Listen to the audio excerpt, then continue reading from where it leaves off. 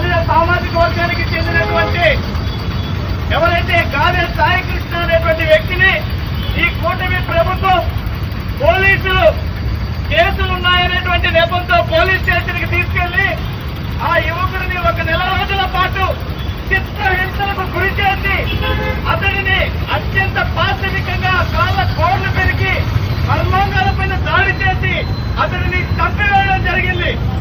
Lockup లో ఆ రకంగా పోలీసులు హత్య చేసిందే కాకుండా కనీసం తన తల్లికి ఆ గాదె సాయికృష్ణ అనేటువంటి వ్యక్తి యొక్క మృతదేహాన్ని కూడా ఇవ్వకుండా ఆ మృతదేహాన్ని పోలీసులే ఖననం చేసి బూడిద చేసి ఎటువంటి ఆధారాలు కూడా కనపడకుండా చేసినటువంటి ఘటన ఈ రోజు రాష్ట్రంలో ప్రతి ఒక్కరిని కూడా కలచివేస్తోంది.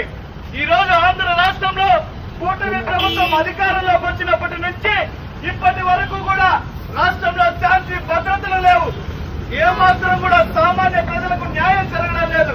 మరి ఈ రోజు ఈ రకంగా ఒక యువకుడిని 26 సంవత్సరాల అతి చిన్న వయసు కలిగినటువంటి యువకుడిని ఈ రకంగా పోలీసులు హత్య చేసి బూడిద చేసి ఈ రోజు ఆధారాలే లేకుండా చేసినటువంటి ఘటన రాష్ట్రంలో ఉన్నటువంటి ప్రభుత్వ పాలన ఏ రకంగా ఉందో ఈ రోజు కళ్లకు కట్టినట్టు స్పష్టం చేస్తోంది. మరి భారత రాజ్యాంగం ప్రకారం మానవ హక్కులు ఈ రాష్ట్రంలో లేవా? ఈ రాష్ట్రంలో చట్టాలు సామాన్యులకి వర్తించవా?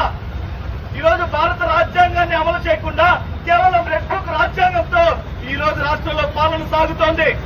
ఒకవేళ ఆ యువకుడు తప్పు చేస్తుండొచ్చుగాక, అతని మీద కేసు ఉండొచ్చుగాక, కానీ చంపడానికి పోలీసులు ఎవరు? కూటమి ప్రభుత్వం ఎవరు? ఈ రాష్ట్రంలో మానవ హక్కులు లేవా? ఈ రాష్ట్రంలో శిక్షించడానికి న్యాయస్థానాలు లేవా? తప్పు చేసిన వారిని పోలీసులు చంపేటువంటి చట్టం ఈ రాష్ట్రంలో ఉందా? ఇది ఎక్కడి న్యాయం? మరి తెలుగుదేశం పార్టీ నాయకులు విమర్శిస్తున్నారు, ఆ పిల్లవాడు నేరస్తుడు, కేసులు ఉన్నాయని. మరి ఇదే తెలుగుదేశం పార్టీలో 90కి పైగా కేసులు, కిడ్నాప్ కేసులు, అటెంప్ట్ మర్డర్ కేసులు ఉన్నటువంటి ఎమ్మెల్యే చింతమనేని ప్రభాకర్ చంద్రూరు ఎమ్మెల్యే, ఆయన పైన 90కి పైగా ఈరోజు క్రిమినల్ కేసులుంటే ఈ తెలుగుదేశం పార్టీ ఆయన్ని ఎమ్మెల్యే చేసింది.